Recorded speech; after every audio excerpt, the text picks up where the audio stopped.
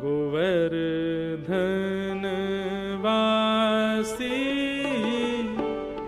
सांवरे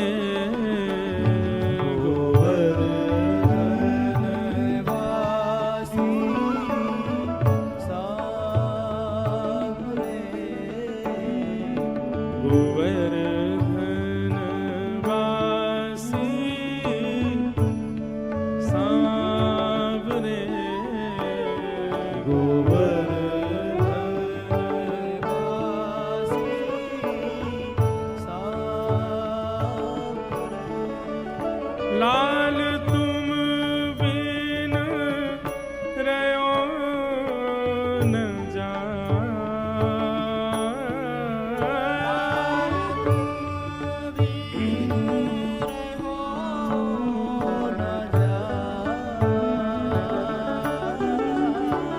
लाल तुम बिन रहो न जाए रे गोवर्धन वासी सांवरे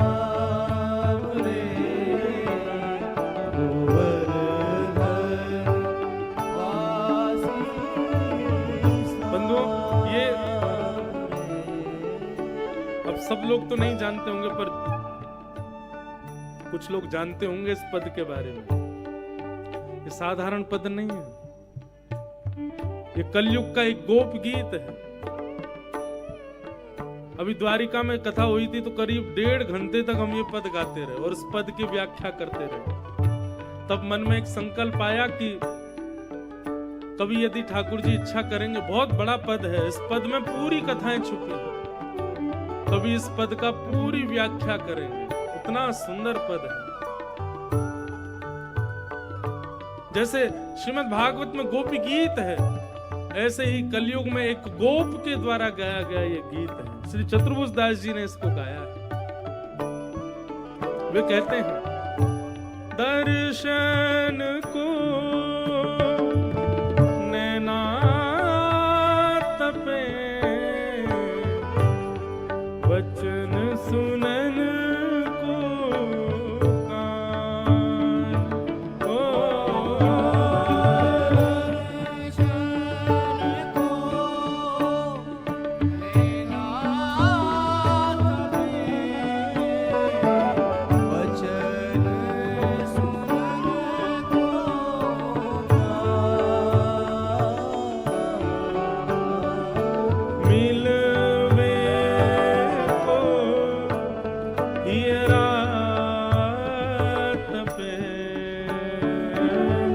हिय के जीवन प्राणी, गोवर्धन वासी सांवरे गोवर्धन वासी सांवरे वासी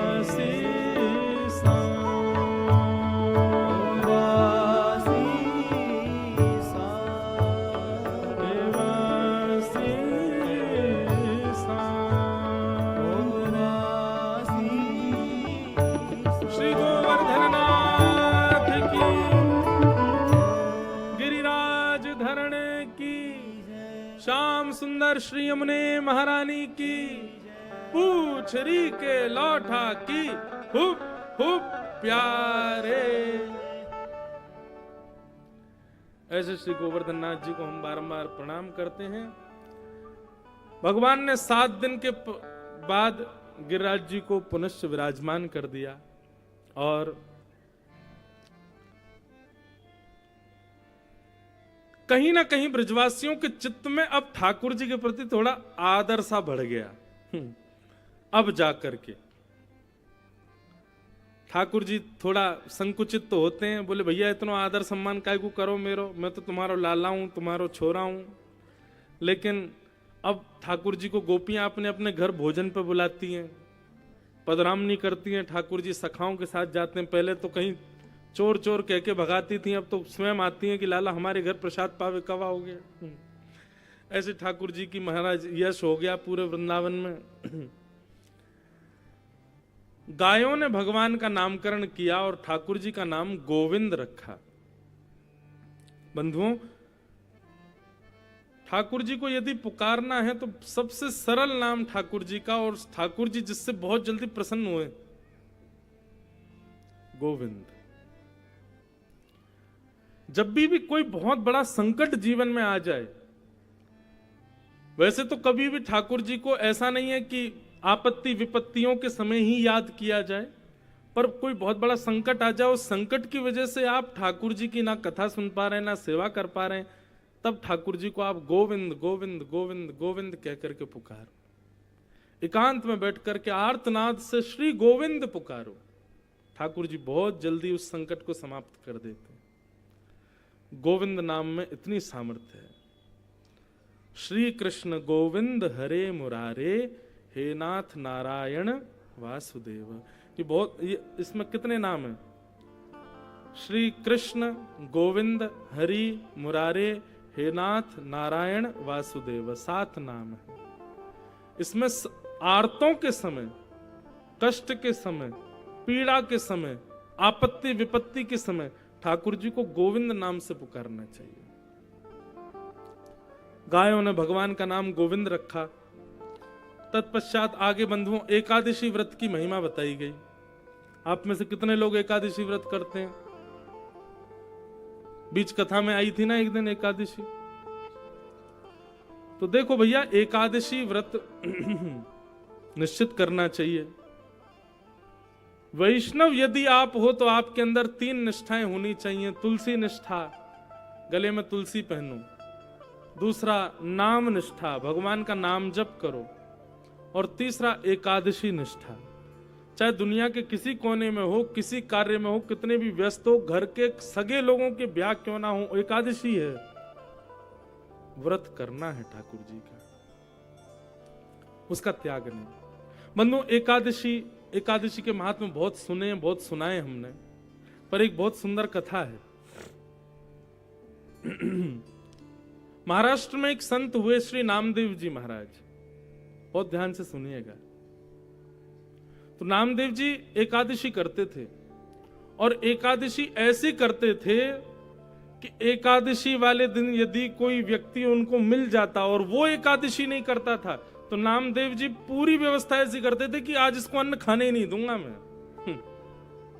मतलब स्वयं तो वैष्णव थे ही, लेकिन दूसरा कोई गैर वैष्णव मिलता तो उसको भी पकड़ करके बैठा लेते, बोले नहीं तुम भी आज अन्न नहीं खाओगे, रोटी चावल नहीं खानी, आज एकादशी है।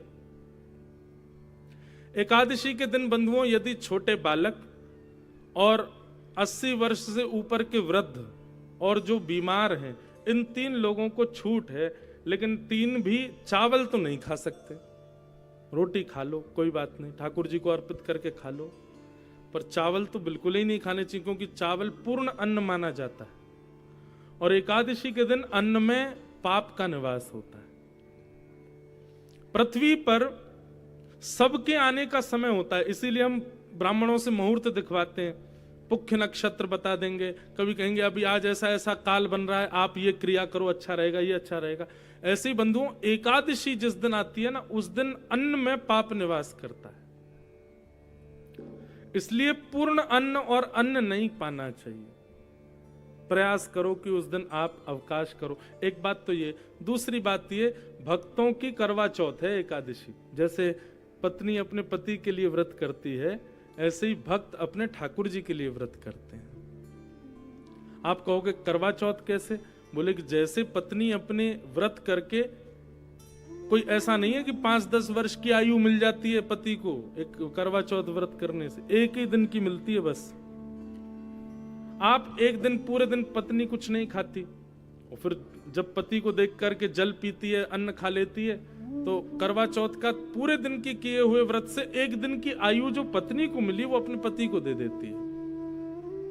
ठीक वैसे ही जब एकादशी के दिन वैष्णव व्रत करता है, तो व्रत करके शाम को ठाकुर जी को देख करके जब प्रसाद ग्रहण एकादशी का पाता है, तो ठाकुर जी से निवेदन करता है, नाथ मेरे पास देने को कुछ नहीं है, पर आपने मानव को सबसे बहुमूल्य दिया है कि वो जीवित है, हर दिन जीवन जो हमें मिल रहा है, इससे ज्यादा बहुमूल्य और कुछ नहीं हो सकता। मैं आज का एक दिन आपको अर्पित करता हूं, पूरा दिन आपके चरणों में अर्पित करता हूं। ये एकादशी सबसे ज्यादा बहुमूल्य वस्तु हमारे पास क्या है कि हम प्रत्येक दिन जीवित हैं। हमने एक दिन का जीवन अपने ठाकुर जी को दे दिया, ये एकादशी। तो नामदेव जी एकादशी का व्रत करते थे। तो ठाकुर जी ने क्या सोचा कि एकादशी उनकी परीक्षा लेने के लिए भगवान एक 80 वर्ष के वृद्ध व्यक्ति का रूप धारण करके नामदेव जी के घर आ गए, स्वयं ठाकुर जी। और नामदेव जी के द्वार पर आकर के मानो ऐसे ऐसे रोने लगे, इस प्रकार ठाकुर जी नाटक करने लगे कि मानो जैसे बड़ी जोर की भूख लगी है। अरे भैया कोई कुछ खिलाओ, कोई कुछ पवाओ, मेरे प्राण निकलने वाले हैं। नामदेव जी संतों की तो बड़ी सेवा करते थे। जैसे ही देखा द्वार पर संत है, नामदेव जी पत्नी सहित बच्चों सहित दौड़े, उनको उठा करके लाए, सिंहासन पर बिठाया, उनके परात चरणों में रखे, चरणों को परात में रखा, बढ़िया जल से पैर धोने लगे, माला पहनाने लगे, आरती करने लगे। वो संत बोले अरे ये सब मत करो भैया, मुझे बहुत जोर की भूख लगी है, 2 टिक्कर बना दो, आलू की सब्जी बना दो या चटनी बना दो, कैसे भी करके मुझे 2 रोटी खवा दो। नामदेव जी बोले भगवान आज तो एकादशी है, तो मैं भूखा मर जाऊं? तुमको इसमें कोई दिक्कत नहीं कि मुझे भूख लग रही है, तुम मुझे यहाँ एकादशी गिना रहे हो? अरे भाई आपत्ति के काल में ये सब चीजें ठीक है, व्रत तब करने चाहिए जब हम ठीक हों। अब हमारी तो आयु भी 80 वर्ष से ऊपर की हो गई। बोले ये सब तो बहाने हैं भगवान, आज एकादशी, आज अन्न नहीं मिलेगा आपको। केला खा लो, सेब खा लो, बढ़िया आपके लिए जो है आलू उबाल देते हैं, आलू वैसे करके खा लो। ठाकुर जी बोले नहीं नहीं, हमको तो रोटी खानी है, दाल खानी है, चावल खानी है, हमको भूख लगी, अन्न ही खिलाओ।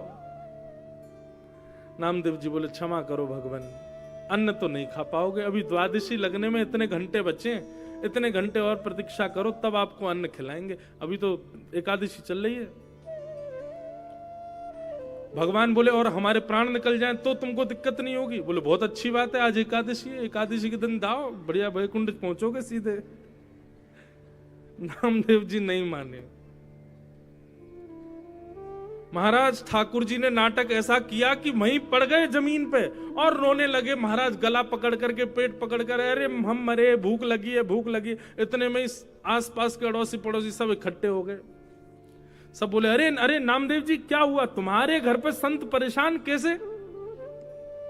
अरे कुछ नहीं, एकादशी है, यूं कह रहे हैं रोटी खिलाओ। पड़ोसी बोले अरे तो खिला दो, तुम्हारी एकादशी तुम करो, तुम्हारी पत्नी करे, बच्चे करें, दूसरे को क्यों? नहीं नहीं भैया एकादशी, और सुनो तुम्हारे घर पे तो नहीं बनाना, कुछ देख के आऊंगा अभी मैं। वो सबका ध्यान रखते, कोई एकादशी को खाए नहीं, नहीं कुछ नहीं पाना है। अब तो पड़ोसियों में होड़ लगी, सब संत बोले आप हमारे घर चलो, हम आपको बढ़िया दाल चावल खिलाएंगे। अरे ये नाम का बनता है भक्त, बताओ संत घर पर आ गए, इतनी मरणासन अवस्था में पड़े हैं, फिर भी कह रहा है कि मैं भोजन नहीं कर, आप चलो हमारे घर।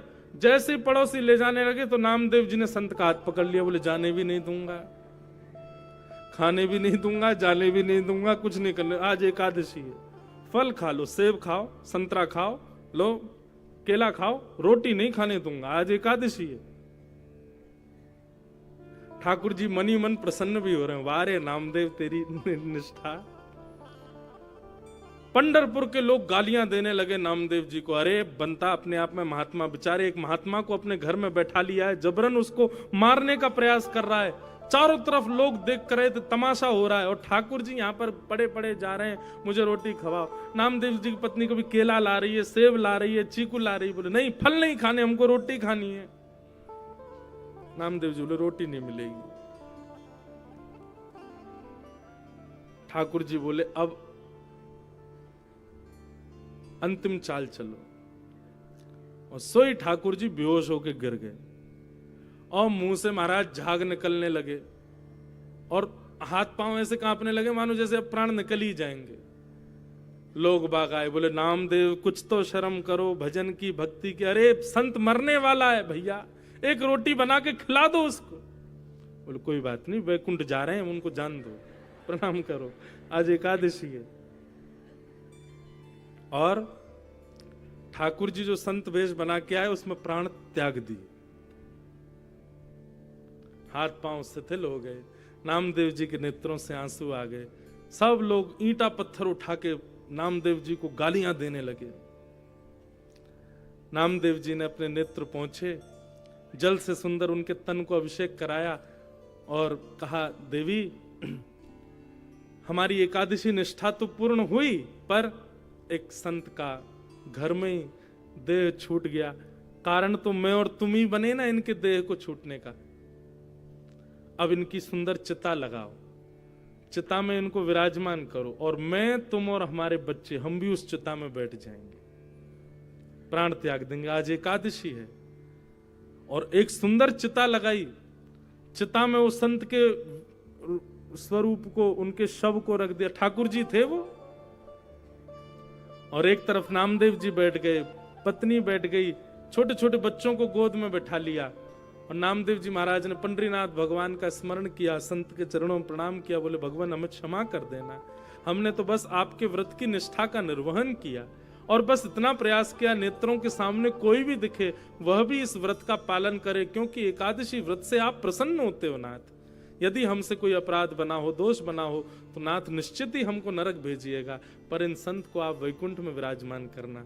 चिता में एक सुंदर लकड़ी में अग्नि लगा करके स्वयं चिता में अग्नि लगा दी, चारों तरफ लोग खड़े होकर के देख रहे थे।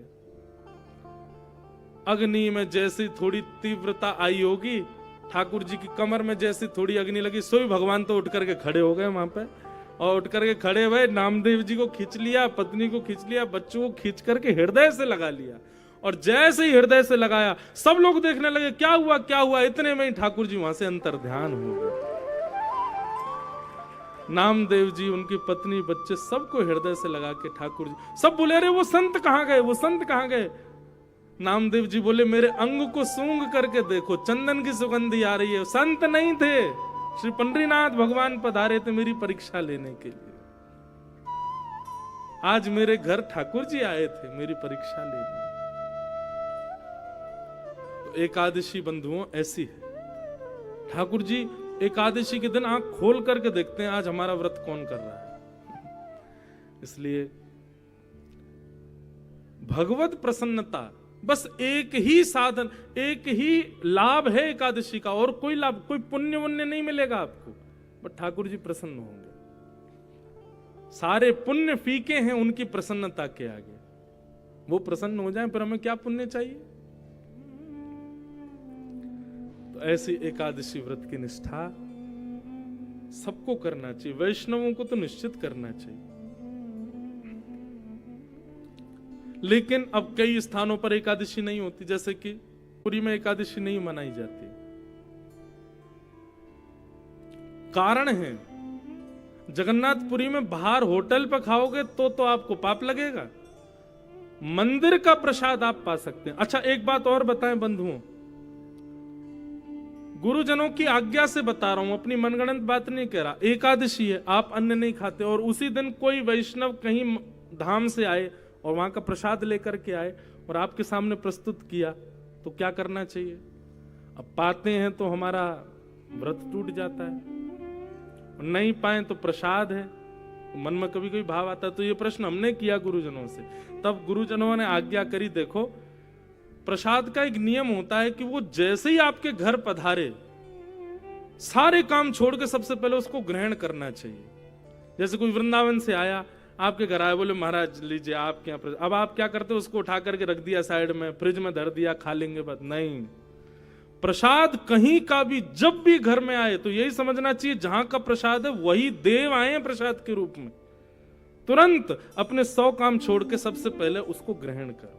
और यदि एकादशी है तो एकादशी के दिन थोड़े रूप में लो, लेकिन लो, वो अन्न नहीं है, उसके प्रति अन्न भाव मत रखो, वो साक्षात ठाकुर जी हैं, इसलिए थोड़े रूप में उसको लेकर के जिह्वा पर धारण करके माथे से लगा के प्रणाम कर लो। शेष जो है वो द्वादशी को पालो, एकादशी को प्रसाद को ग्रहण करो। रही बात जगन्नाथपुरी की, तो जगन्नाथपुरी में क्या है बंधुओं की, मंदिर की रसोई में जितने भी पकवान बनते हैं या जितने भी रसोइयां हैं उनको लक्ष्मी का रूप माना जाता है। और जब लक्ष्मी अपने हाथों से प्रसाद बनाती है उसका कभी त्याग नहीं करना चाहिए। इसलिए एकादशी के दिन मंदिर में दाल भात वहां पाया जाता है, उसमें दोष नहीं माना जाता। क्यों? लक्ष्मी अपने हाथों से बना रही है। लक्ष्मी जिस प्रसाद को बना रही है उसमें पाप कैसे आ जाएगा? आ ही नहीं सकता। इसलिए जगन्नाथपुरी में एकादशी का भाव नहीं। एकादशी व्रत की महिमा बताई गई और अब यहां से प्रारंभ हुआ भागवत का प्राण रास पंचाध्याय। बहुत ध्यान से सुनिएगा बंधु, हम रास की कथा में प्रवेश कर रहे हैं, कोई संशय मन में ना आवे, इसलिए हृदय को प्रेमी बना करके सुनिएगा। ज्ञानी बनकर के, वैरागी बनकर के अब कथा नहीं, अब प्रेमी बन के कथा सुनो। बहुत ध्यान से सुनिए। भगवान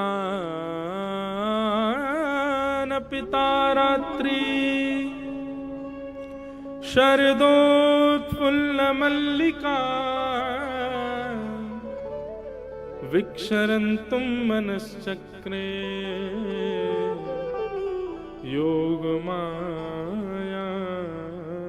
योगमायामुपाश्रिता। ये रास बिहार, मैं कथाओं में इस बात को बहुत विस्तार से कहने का प्रयास करता हूं ताकि सब समझें। दो बातें बंधुओं, रस और रास। रस और रास दोनों में केवल एक आ की मात्रा का अंतर है। वही रस रास बन जाए, आ की मात्रा लग जाए, पर दोनों में वास्तविक अर्थ क्या है दोनों का, रस और रास। सीधी बात है, ज्यादा इसमें दिमाग लगाना नहीं है, ज्यादा कठिन भी नहीं है, बात समझने की बात है बस। जब आप भक्ति के पथ पर चलना प्रारंभ करते हैं, भक्ति मार्ग के अनुगामी जब आप प्रथम बार बनते हैं, तो आप रस कर रहे हो। अभी आप लोग रस में हो कि रास में? रस में हो। आप कथा सुनने आते हो, आप वृंदावन दर्शन करने जाते हो, आप द्वारिका जाते हो, आप अयोध्या जाते हो, आप महाकालेश्वर जाते हो, आप ठाकुर जी से मिलने के लिए उनके पास जाते हो, ये रस है। पर आपकी एक दिन भक्ति से इतने प्रसन्न ठाकुर जी हो गए कि वे स्वयं आपसे मिलने आ गए, वही रास है। रस और रास, ये अंतर है।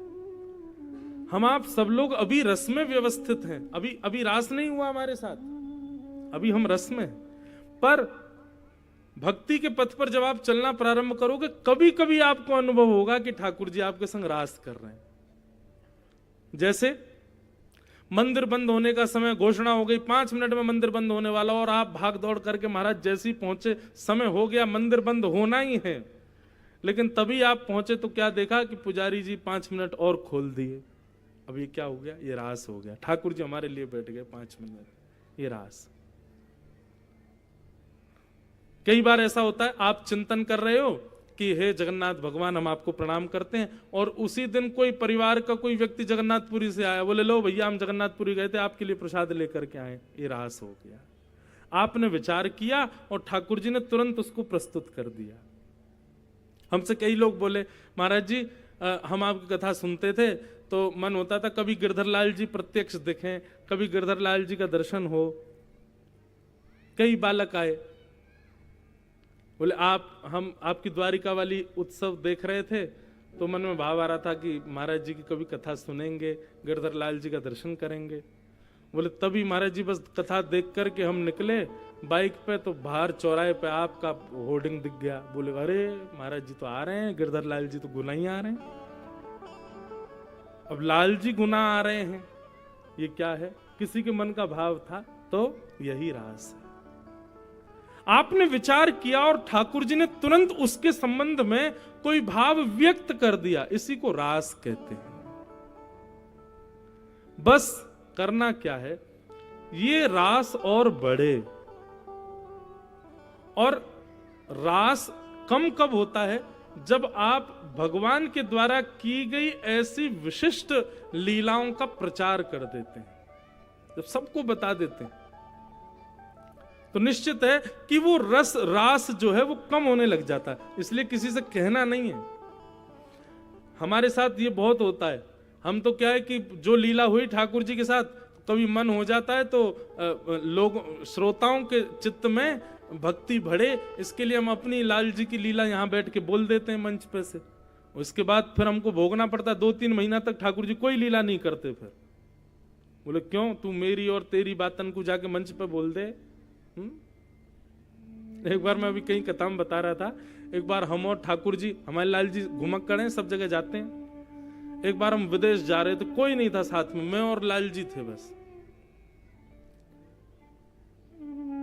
17 घंटे का फ्लाइट, अमेरिका जा रहे थे, तो नहीं कनाडा जा रहे थे, तो लाल जी पास में थे। हमने लाल जी से रात में, अंधेरा हो गया, सब सो गए। मैं, लाल जी तुम 24 घंटा यूं ही खड़े रहे हो, कभी कभी या हाथ को नीचे कर ले करो, थक जाते होंगे पूरे दिन यूं ही खड़े खड़े। अब तो कोई है भी नहीं, कोई देख ना रहो आपको, मैं ही हूं, बस नीचे कर लो या को हाथ को। फिर मैंने क्या किया, मैंने कि आंख बंद कर रहा हूं, 10 तक गिनती गिनूंगा ठाकुर जी, 1 2 3 4 5 6 7 8 9 10। मैंने कि अब आप हाथ नीचे कर लियो। आंख खोल के देखी ठाकुर जी यूं ही खड़े। तो फिर मैं थोड़ा ऐसे उदास सा हो गया। मैंने, लाल जी अब तो एकांत में है, हम इतनी कथा करते हैं, गला बैठ जाता तो भी कथा सुनाते, बीमार होते तो भी कथा सुनाते, आप इतना नहीं कर सकते हमारे लिए, हाथ नीचे कर लियो ने। फिर पता है क्या, थोड़ी देर में अपने आप अंदर से क्या भाव आया, बोले मैंने हाथ नीचे कर लियो तो कल कथा में जाके सबंत बोल देगो भाई ठाकुर जी ने हाथ नीचे कर लियो, या हमारे मैं ना करूंगा, मैं तो यही रहूंगा। तो हमारे साथ तो होता है कि आप लोगों में विश्वास बढ़े, इसलिए हमको अपनी अंतरंग ठाकुर जी से कभी कभी लीला कहनी पड़ती है, हर वक्ता को कहनी पड़ती है। जितने संत महापुरुष कोई अनुभव करते हैं सबको बताना पड़ता है, पर इसका भोगना भी पड़ता है हमको। ठाकुर जी फिर लीला नहीं करते बहुत दिनों तक।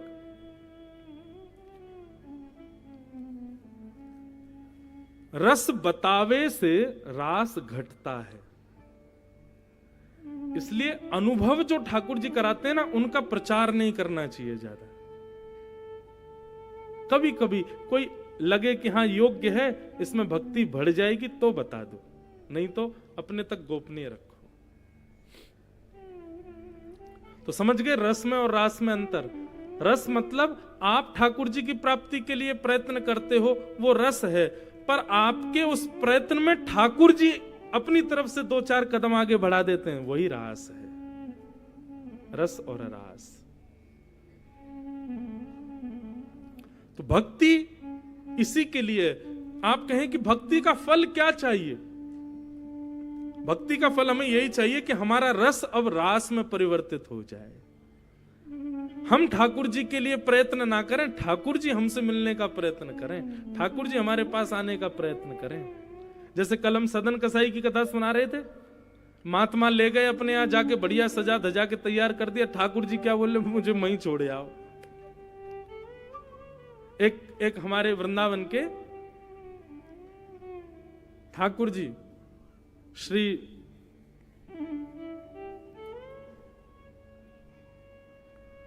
गोपीनाथ जी, वे आजकल जयपुर राजस्थान में विराजमान होते हैं। हम सप्त निधियों को गाते हैं ना, श्री गोविंद देव जी, गोपीनाथ जी, मदन मोहन जी, राधा रमण जी, राधा वल्लभ जी, युगल किशोर जी और श्री बांके बिहारी, सप्त निधि वृंदावन के।